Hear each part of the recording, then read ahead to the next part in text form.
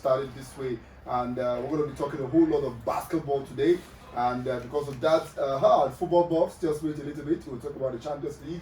We'll talk about the exploits of Plateau United in the league. They've been claiming scalps home and away. Just yesterday, they claimed scalp of Enugu Rangers right there at the Cathedral in Enugu. And they're coming back home to take on the Wolves, coming from Warri on Sunday. But right now, let's talk basketball.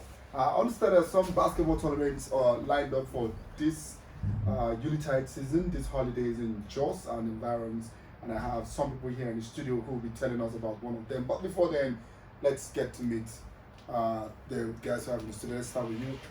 Hello, my pleasure being here. My name is Martins Matawan Mohan. It's a pleasure being here. Right, Martins. My name is Nanmai Amsad. It's a pleasure to be here as well. Right, okay. Let's go straight. Tell us what you guys have in stock. I know you guys have something started from tomorrow all the way to Sunday. Tell us about it, then tell us why you are having it in Jos. Okay. So as I said, my name is Before you even tell us, tell us a little bit about yourself. My name is Nanmai Amsad. I was born and raised here on the plateau. I was fortunate to play. I played on the junior national team when I played here. For Nigeria. For Nigeria, yeah. And then I moved to the U.S. and I played at a D2 level college basketball in New York. So I played in New York for a while. A college, is that the one they call NCAA? Yeah, NCAA. Great. Yeah. Okay. So I played in college for a while. And I graduated, so I just coach now and I work as well. So wow, that's what I'm up to now. Great. Okay, but you're back in Jos today. Yeah. Why did you come back?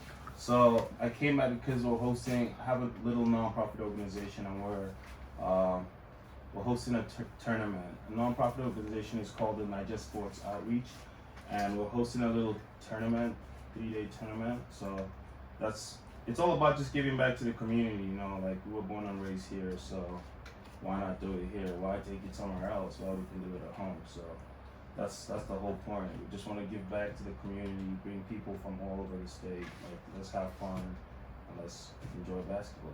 Right, basketball is life. Tell us when is it starting?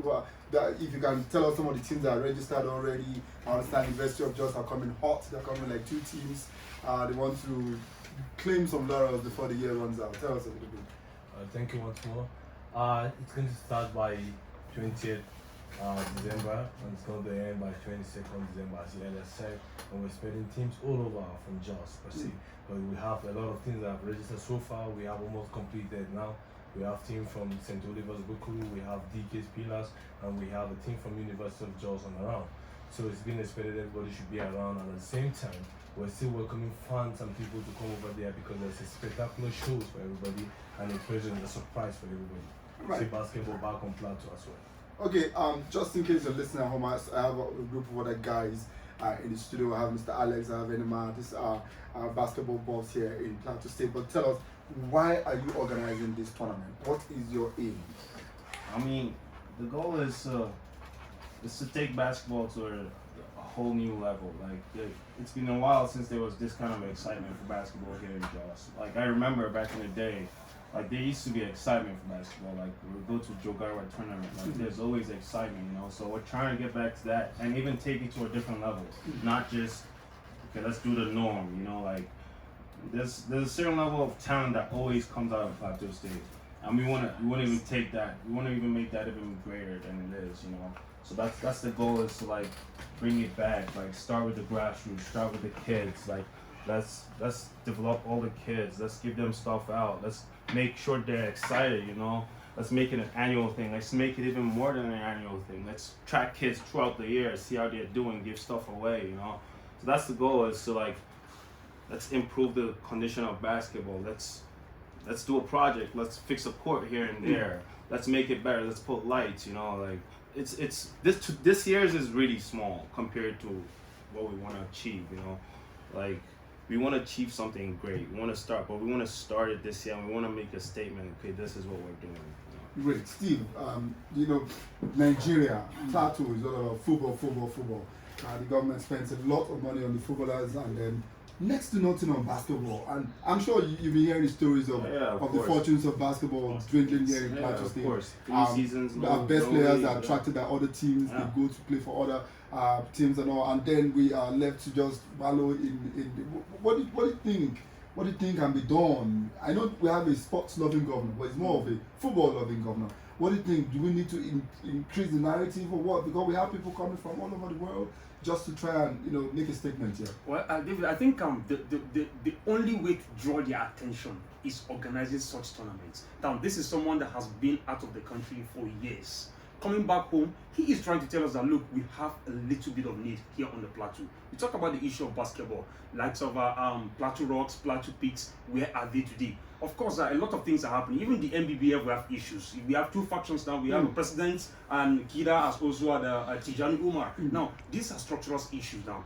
Coming back to Plateau now, you have young men, you have young ladies that are absolutely doing very, very well when it comes to basketball, but they don't even have the background. Now, he came back home now and said, look, I want to start something here.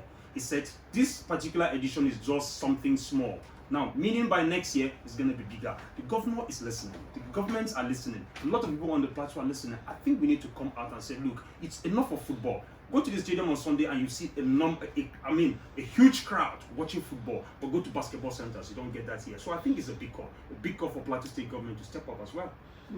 Okay, at this stage, what statement will you be making to the governor, or let me just say the sports ministry in Plateau State, because they are listening?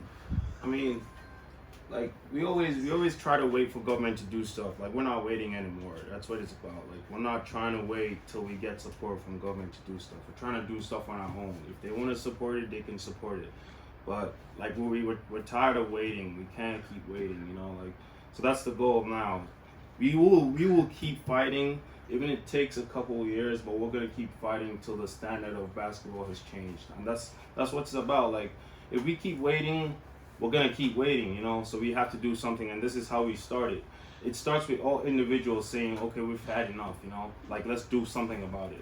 There's basketball here. We don't have an indoor gym that has lights. This is a whole state, like we should have an indoor gym. It's hot out. We want to play basketball during the day, like it gives us something to do. It takes kids off the streets, so like there's stuff to be done. There's the money to do it, but I mean, let's just do it, like enough talking and let's just do it. Okay, how unfair do you think it is? The average footballer in Plateau United earns about more than $500,000 around.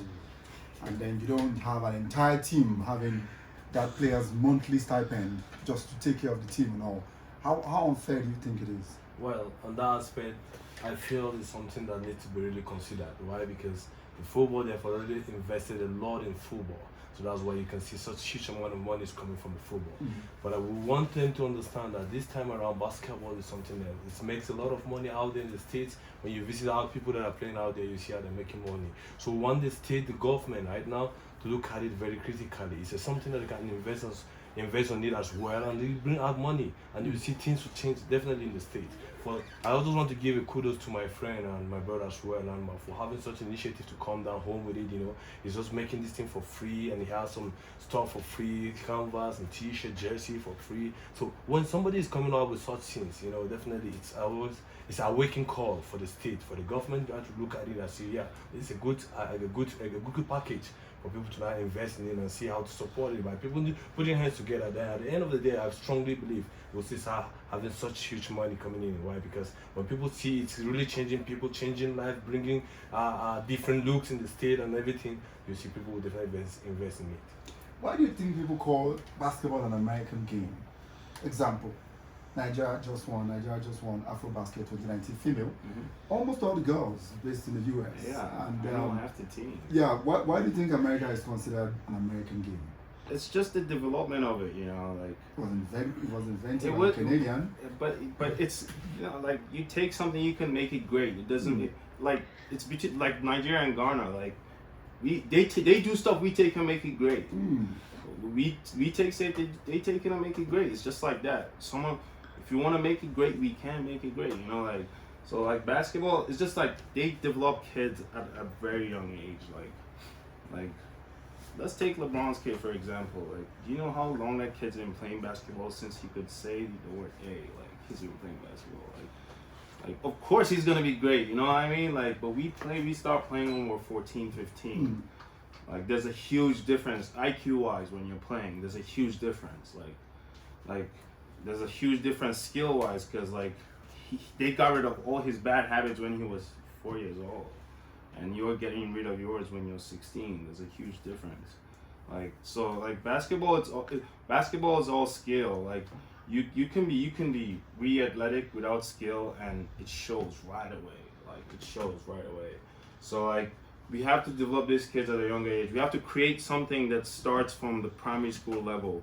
Let's create a league. Let's look into what Coach Solo is doing on the plateau. Like he's training a lot of. He's doing like that's what we need to. We need more of primary school leagues, secondary school leagues, established university leagues, not just a 1 week of university games. That's a whole different ball game. Like people go to. I went to college for free because of basketball. You know, like here, like we should give scholarship out to kids in secondary schools and colleges. Okay, you want to play basketball?